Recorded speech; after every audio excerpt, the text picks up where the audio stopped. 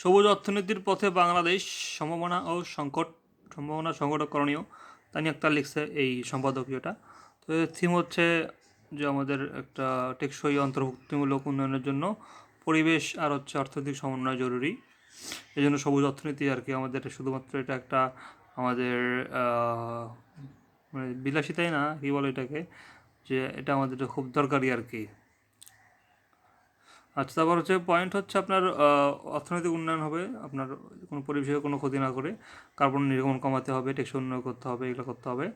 বাংলাদেশের সম্ভাবনা হচ্ছে এরকম সৌরশক্তি, বায়োগ্যাস, বর্জ্য ব্যবস্থাপনা থেকে শক্তি উৎপাদন, এগুলো আমরা অটোমেটিক মানে অলরেডি শুরু করেছি। আর কৃষিখাতে হচ্ছে আপনার যদি পরিবেশ বান্ধব করা যায় তাহলে কৃষকদের আয় টেকসই বৃদ্ধি উৎপাদন হবে। তারপর শিল্পী আর কি সবুজ প্রযুক্তি ব্যবহার করলে তারপর বর্জ্য শোধনাগার স্থাপন সম্ভব, এবং কিছু গার্মেন্টস ইতিমধ্যে সবুজ কারখানা করে তুলেছে আর কি। এবার এটা করলে নতুন কর্মসংস্থান হবে। তো চ্যালেঞ্জ কি?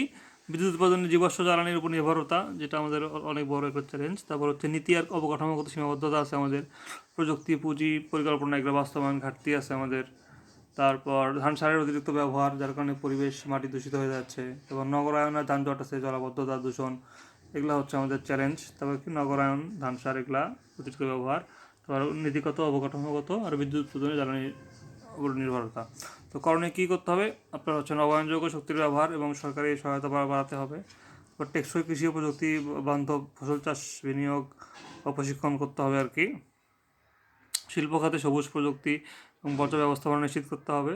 তো পরিকল্পিত নগরায়ন, পরিবহন, খোলা সবুজ স্থান ও পরিবেশ বান্ধব বাসস্থান করতে হবে। শিক্ষা ব্যবস্থা ও প্রশিক্ষণের মাধ্যমে তরুণদের সবুজ উদ্যোগে অংশগ্রহণ করতে হবে। তো এগুলো আর কি করা উচিত আর কি, তাহলে করলে একটা ভালো একটা কিন্তু কিছু আশা করা যাবে আর কি। তারপর হচ্ছে এটি এখন সময়ের দাবি আর কি, এটা এখন আর কোনো শুধুমাত্র বিকল্প নয় আর কি, এটা একটা সময়ের দাবি হয়ে গেছে এখন। ধন্যবাদ।